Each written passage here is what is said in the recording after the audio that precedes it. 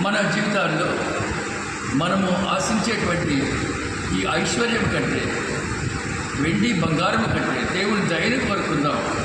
అట్టి దీవెన కృప పరిశుద్ధ దేవుడు మనకు అనుగ్రహించాలని నిత్యము కోరుకుందాం.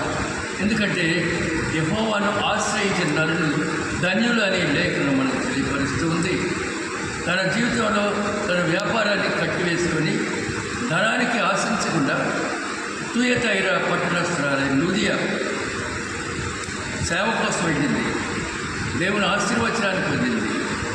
ఆమె తన ఇంటి వారిని రక్షించబడ్డారు. అది దేవుని కృప.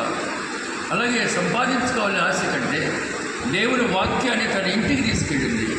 నేను దేవుని యందు భయభక్తులు గలదాన్ని ఎంచితే మీరు మా ఇంటికి రండి అని ఆతిథ్యం ఇచ్చింది. అలా దేవుని ఆహ్వానిద్దాం, ఆయన స్వరాన్ని ఆహ్వానిద్దాం, ఆయన ప్రేమను సొంతం చేసుకుందాం. అట్టి కృప పరిశుద్ధ దేవుడు మనందరికీ అనుగ్రహించును.